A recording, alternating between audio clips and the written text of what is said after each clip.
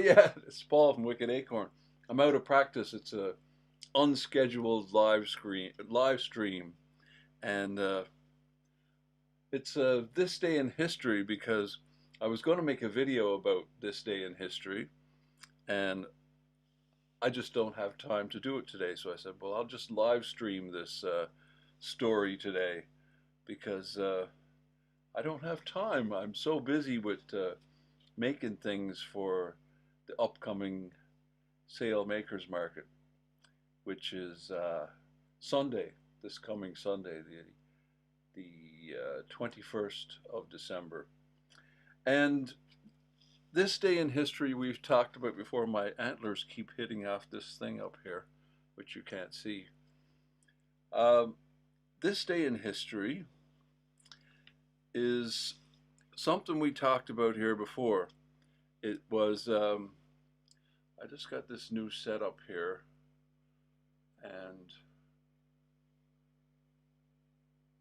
just trying to get this thing, this 100-year-old iPad to come into the mix here. That way I don't have to bring down the 75-year-old laptop to monitor the stream to see if it's working working okay. Anyway, it's this day in history. It's the 16th of December as we live stream this, and this is something we talked about before. Oliver Cromwell. Well, on this day in history, in 1653, Parliamentarian General Oliver Cromwell was appointed as the Lord Protector of England, Scotland, and Ireland. And back on the 1st of December, we put out a video about the Cromwell statue quite nearby me here in Sale. The statue's in Withenshaw Park. It's just a stone's throw away. And it's an interesting thing. I've often wondered if Cromwell is as divisive a character as people seem to think he is. If you look at the comments that people leave on such videos, it's you would think he's still quite a divisive character, but you never can tell with comments on things these days because people will comment and argue about anything. That's a long time ago. I mean, people still have intense hatred for Cromwell, and he was a strange character, wasn't he? He's it's all part of that puritanical. I guess that's not so much it, but it's all the nastiness he got up to in Ireland and things like that. And there are a lot of Irish heritage people here around me in Greater Manchester, as I myself am, of course. It's strange that people still hate him so much.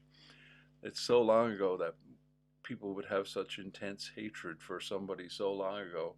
But I was watching, somebody was talking about the Rest is History podcast in the chat a while ago, and I can't remember the guys' names. The bald-headed guy. They did a live stream, not a live stream, video about John Lennon and the Beatles, and they did one on the Rolling Stones not long ago, and they just did one on the Beatles. And Dominic, I think his name is, the guy with less hair. He didn't want to do it because he hates John Lennon. He hates John Lennon so much that he didn't want to participate in the live stream. And I'm like, man, I mean, anybody that watches this show knows my fondness of the Beatles and John Lennon. But man, you're making videos about Joseph Stalin and Hitler and Attila the Hun, but you won't do one about John Lennon. It's yeah, I think if I had to rate anyone on a scale there, I think John Lennon would be pretty far down on the hateability scale in history.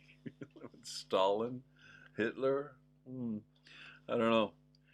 Anyway, Cromwell. Cromwell's another one that's well hated, and we're gonna watch a video because I was gonna make a video about this today, and we're just gonna see what the story is about Cromwell, and it's just a quick this day in history video because on this day in history, Cromwell became king in all but name on this day in what was it, 1653 or something? Anyway, let's find out.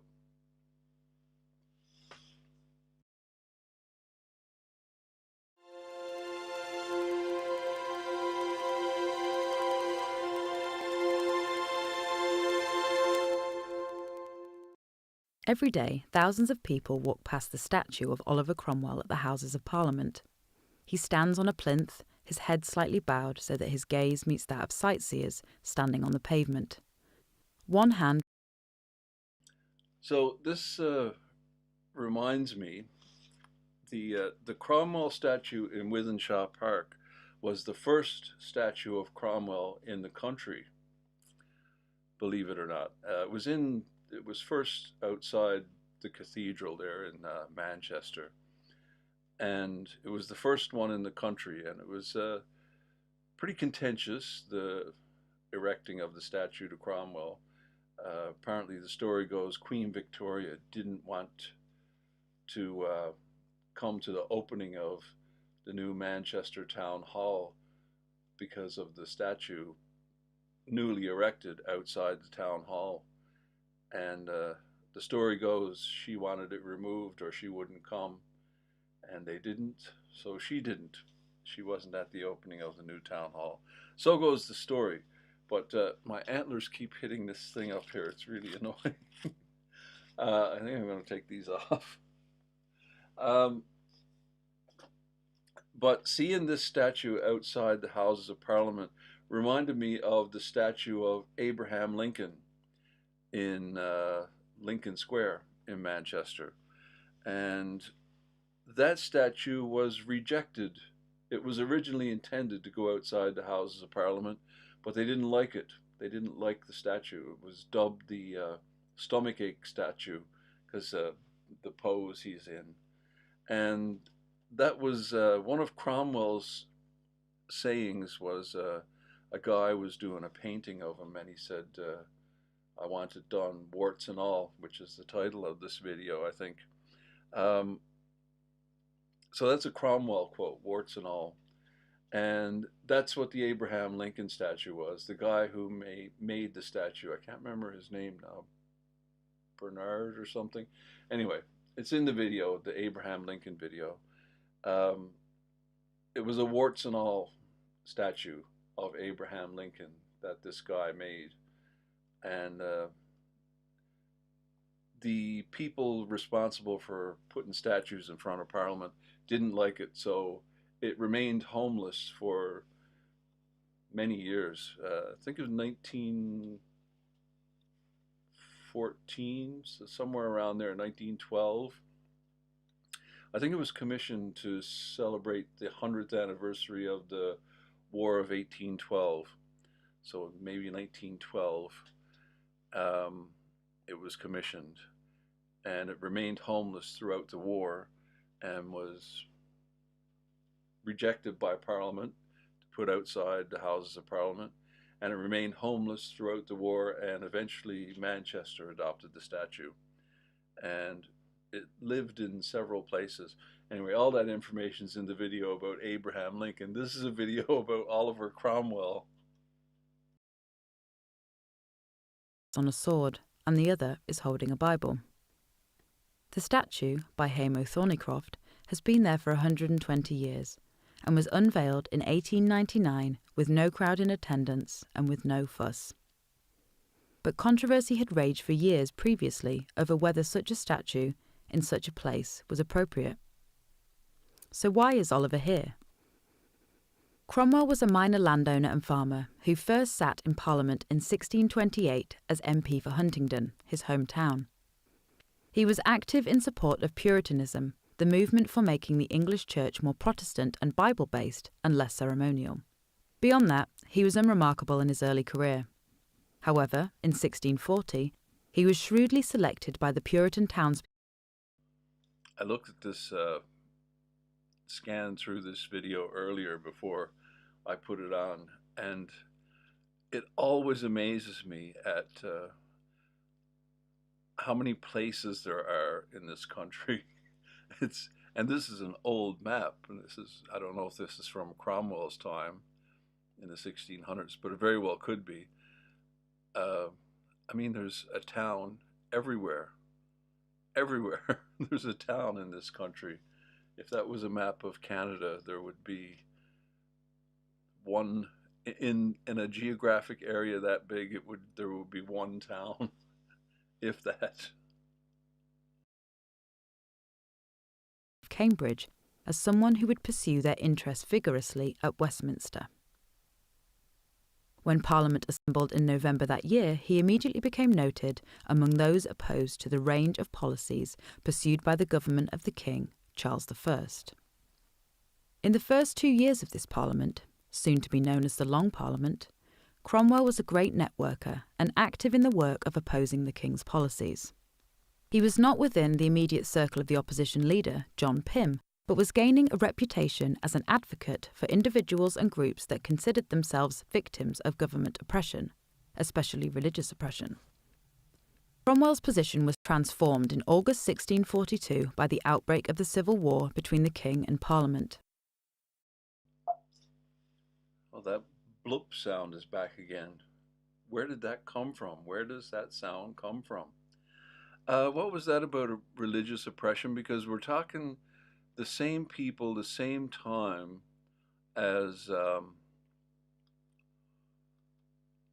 Puritans, the 1620 Puritans that went over to America, the Mayflower people, the people that are so fondly spoken of in America as the founders of America. I just want to hear what they were saying about religious persecution. The first 2 years of this Parliament, soon to be known as the Long Parliament, Cromwell was a great networker and active in the work of opposing the King's policies. He was not within the immediate circle of the opposition leader, John Pym, but was gaining a reputation as an advocate for individuals and groups that considered themselves victims of government oppression, especially religious oppression. Cromwell's position was transformed in August 6. Oh, that sound is back. Where did that sound come from? I've not done anything to make that sound come back. Strange. Anyway, this is a very interesting thing because they're talking about religious oppression there. And that's always the story of the Pilgrims, the Puritans, the Mayflower crowd that went over to America. They left because of religious oppression. But it's not the story at all. They wanted England to be more oppressive in religion, like get rid of all other religions, get like no Catholics, no any other religion whatsoever. Like we're going to be Protestant, that's it. We're not going to allow any other way than our way, which is what Cromwell did, of course, with his parliament, or attempted to do. So that's something I need to look into. It's interesting that they're talking about religious oppression there. So that's a couple of decades after the Mayflower guys left. That was 1620. 1842 by the outbreak of the Civil War between the King and Parliament. That month, he was among the first MPs to raise troops for Parliament, and 6 months later was colonel of a regiment. He had had no previous military experience, but his energy, physical courage and strategic skills, as well as his determination to defeat the king, made him a formidable soldier. During the Civil War, he was away from Parliament for long periods in campaigns against the king's army, and was quickly promoted to become Deputy Commander-in-Chief of Parliament's army in East Anglia. However, his absence did nothing to dent his growing reputation at Westminster or to prevent him from engaging in politics. As he rose in the army, he became an outstanding advocate of winning the war by military aggression and uncompromising. So this dude here always reminds me of a younger myself. I don't know. I can't remember who this is. Is that the Manchester dude? I can't remember his name. He was one of Cromwell's right-arm people. But that looks a lot like myself in younger days. And every time I see it, that's what I think. There's also a video about, and that's what made me think of it, because I used this painting in the Mary Webb video, the ghost of Mary Webb, Wythenshawe Hall. And the statue of Cromwell is right outside Wythenshawe Hall, which is ironic because the Parliament forces came and seized Wythenshawe Hall. There was a standoff there for like 3 months or something. They held off the parliamentary forces. And there's a lot of stories from the Civil War in Greater Manchester here. St. Martin's Church, they claim that the door, the old original door, they claim was saved from the original church. The church that's there now was built in the 1700s, so after Cromwell's time. But a lot of the church is built from reclaimed stuff from the church that I think burned down, but they managed to salvage stuff like you would. And the church apparently the door was saved and reinstalled in the church. And apparently there are buckshot holes in the door. They barricaded themselves inside the church when the parliamentary forces came. But Manchester stood for Parliament, and it became a parliamentary stronghold. And but there was no further action after the initial seizing of Manchester. Politics, and after notable victories in the battles of Marston Moor, 1644, and Naseby, 1645, he won national fame. However, once the king had been defeated, Parliament and its army quarrelled over the future political settlement, culminating in December 1648 in the army's imprisonment of some MPs and the forced exclusion of others from Westminster. Cromwell did nothing to prevent this. When the rump of the Parliament, consisting of those MPs willing to submit to the force of the army, instigated the trial of Charles I for high treason in waging war against his kingdom, Cromwell was happy to countenance it. Indeed, he was an active enthusiast in the trial and execution of the king in January 1649, believing it to be a sign of divine approval of the parliamentary cause. As head of the army, he was effectively patron of the republic that followed, though sovereignty was vested in Parliament. He immediately turned his attention towards Catholic Ireland, which for 8 years had been in revolt against England and heavily involved in the king's intrigues against Parliament. The expeditionary force led by Cromwell crushed military resistance in Ireland and ushered in a policy of land redistribution, favouring not only Protestants already settled in Ireland, but also a wave of new English settlers. Cromwell by this time believed that God had singled out the English Puritan cause for special favour, and saw himself a specially favoured instrument in that cause.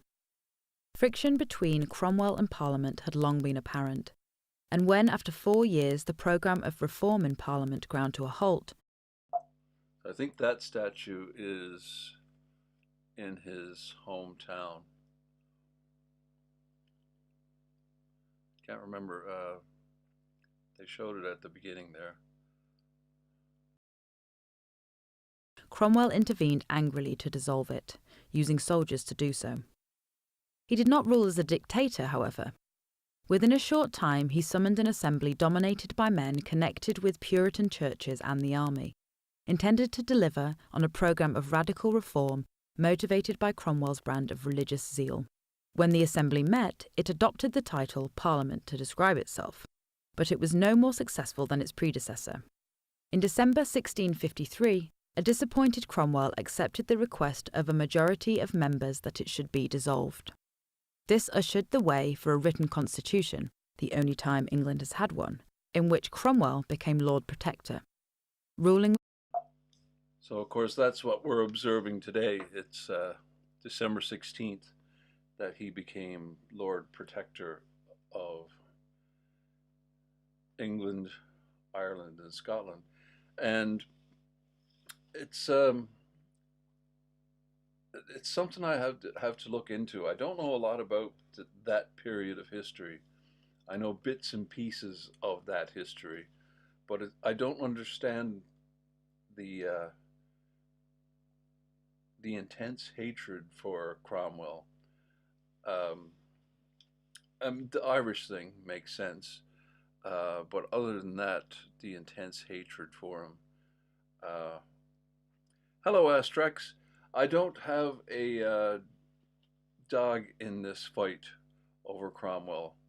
Um, I mean, it was a more democratic uh, parliament, so that's a good thing. But he was pretty oppressive, and that's what we were talking about at the beginning. Um, the thumbnail for the statue of Cromwell, that video is, I think, is something like "The Man Who Stole Christmas" or something like that, and a lot of people got up in arms. I guess Cromwell fans or I don't know, pedants perhaps, saying Cromwell didn't ban Christmas. And that's true. Cromwell didn't ban Christmas, not him personally, but the Parliament he was a member of did. He wasn't sitting in Parliament, like in the building, when that law was passed banning Christmas, law or whatever it was called. He wasn't in Parliament, sitting in Parliament that day, but afterwards, when he became the Lord Protector, he put more things in place, banning Christmas. Shops had to be open on Christmas Day. But Christmas was really different back then. It was really, really different. Christmas was a really different celebration than the one we have today. Supposed to be moving house next Friday, but it's been postponed, hence not being around as much. I haven't been around either. This is the first live stream I've done. Well, you were present in the last live stream, so you haven't missed anything. I've been so busy getting ready for the Sale Makers Market, and it's a good time to plug the Sale Makers Market. You can come by the Sale Makers Market and get yourself some of these Manchester Bee mugs. They come in all different colors and stuff, and there's coasters and mosaics. I make mosaics, so that's a print of one of the mosaics. I moved the light over, and it's not in a good place to display this, is it? It's all in shadow there. I'm playing around with the background here, and I've unsuccessfully done lighting here today. But I'm too busy to play with anything YouTube related, so I'm just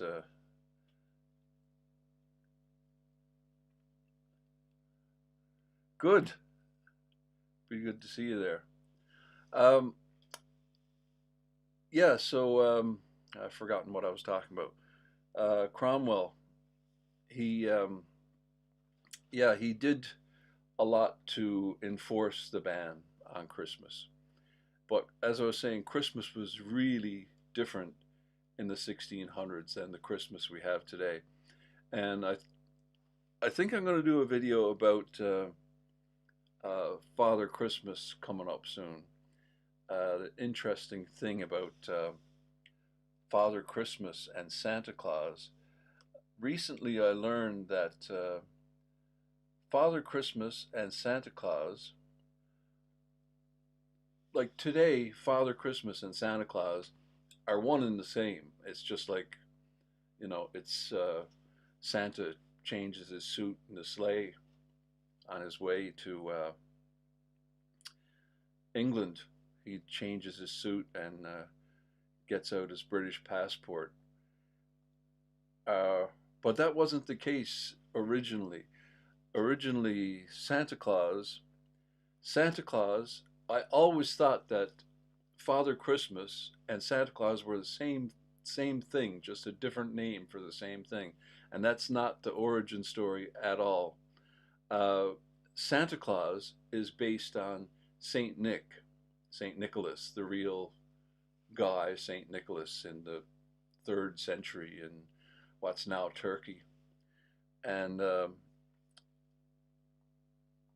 Father Christmas is not based on Saint Nicholas at all.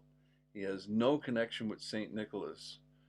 He's based on, like, he was like a mascot originally. Like there's all this connection with Odin and paganism and Yule festivals and all this green man kind of that type of lore is where Father Christmas came from. He was the spirit of Christmas. He was like the mascot of Christmas originally. He didn't bring presents. He was just the guy that made sure the party was going well. He wasn't based on Saint Nicholas, which I found very interesting because I always thought he was based on Saint Nicholas as well, but he's not. And eventually, in the Victorian era, when Saint Nicholas became Santa Claus in America, because the famous poem "A Visit from Saint Nicholas," the Dutch brought Saint Nicholas to America, and that's how Santa Claus came to be, Sinterklaas.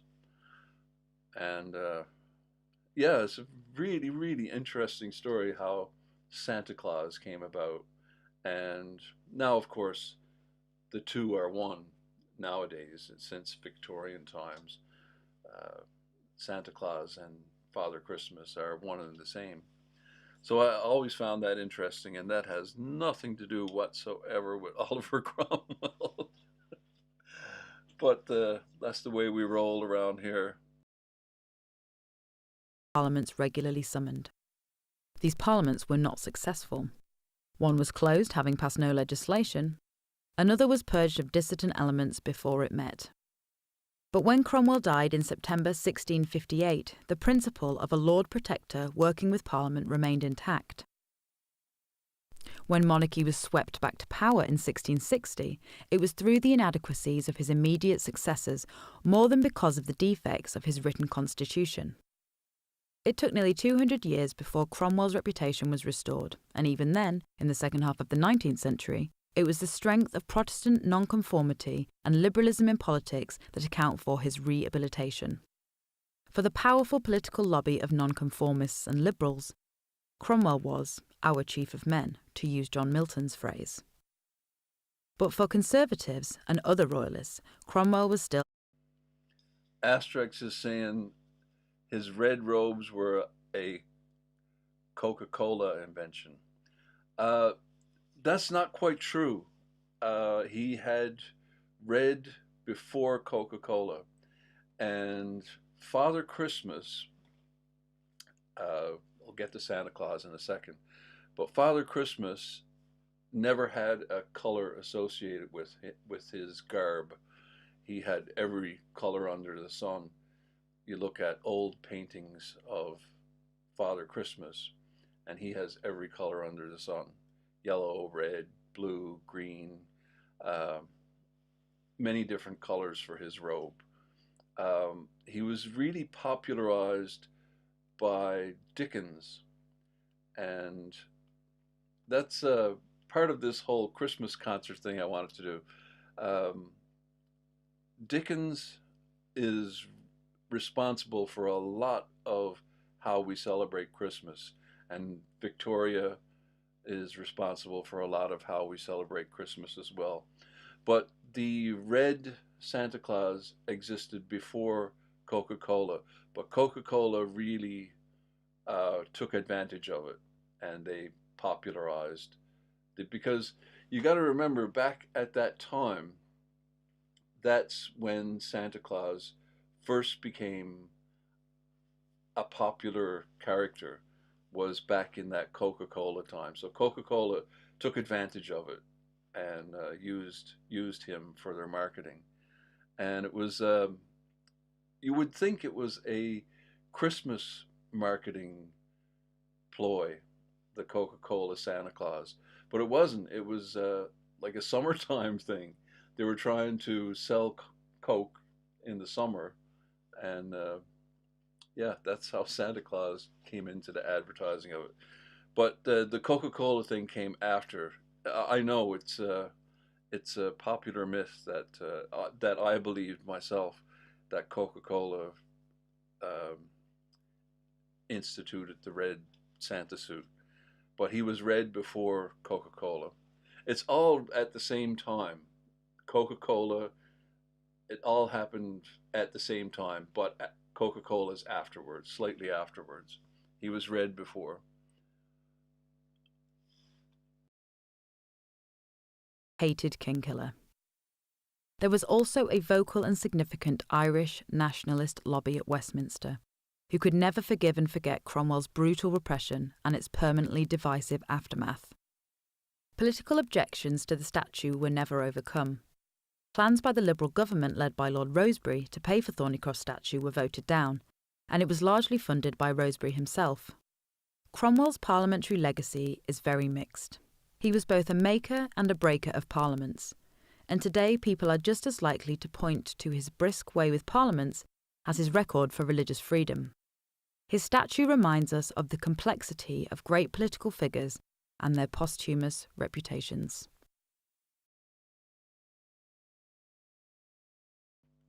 So that's obviously the History of Parliament channel.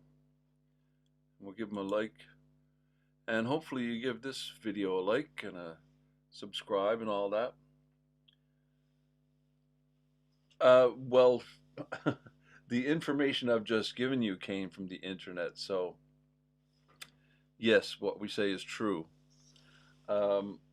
Yeah, so hopefully I did quite a bit of digging to find that information, but it did come from the internet. So how trustworthy it is, I think it's pretty trustworthy. I went pretty deep in there looking for that information. But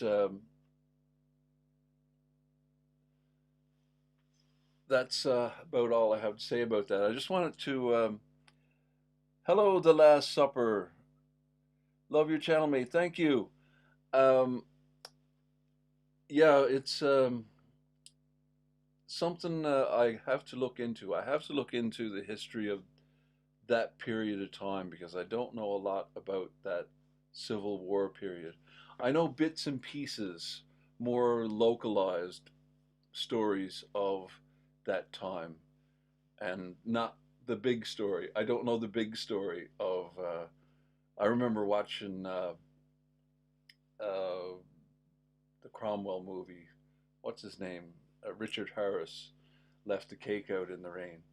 Um, Watching that back in the day, but I don't remember it. And I've watched bits of it since, trying to grab screenshots of it for videos and stuff. Yeah, so I need to look into that history a bit more about the religious oppression for sure. Um, Interesting, very interesting period of time. I've been to many places around the country where there's uh, damage from the Civil War. Um,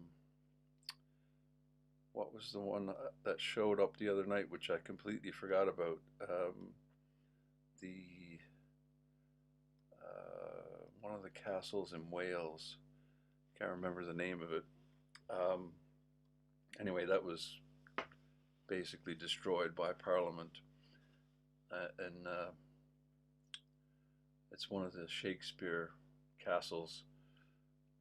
I don't recall. It's there on the channel if you want to brush up on it. Um, there we go. Anyway, I'm getting ready. I'm so busy. I was going to do this video today about Cromwell um, because he came to power this day in history. What year was it? Let's see. 1653. December 16th, 1653. Cromwell came to power as Lord Protector. Anyway, I got more stuff to get ready for the Sailmakers Market. You can get these on the website if you're not in the local area here in Greater Manchester. I don't know how much longer I'll be able to get those to you in the post or in the mail, as we say. That's another interesting little difference. One of those lexical divergences is mail and post. We have mailmen, you have postmen. And here, the postman delivers the mail or the post. I don't know. The Sailmakers Market's on Sunday. It's Sunday, the 21st of December. Sunday, the 21st of December.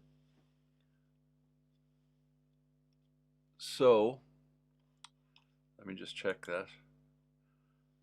I've been writing it down 100 times. Yes, Sunday the 21st. It's the third Sunday of the month. The postman delivers the post, and in North America, the mailman delivers the mail. There's someone at the door. I have to go. All right, we'll see you in the next one.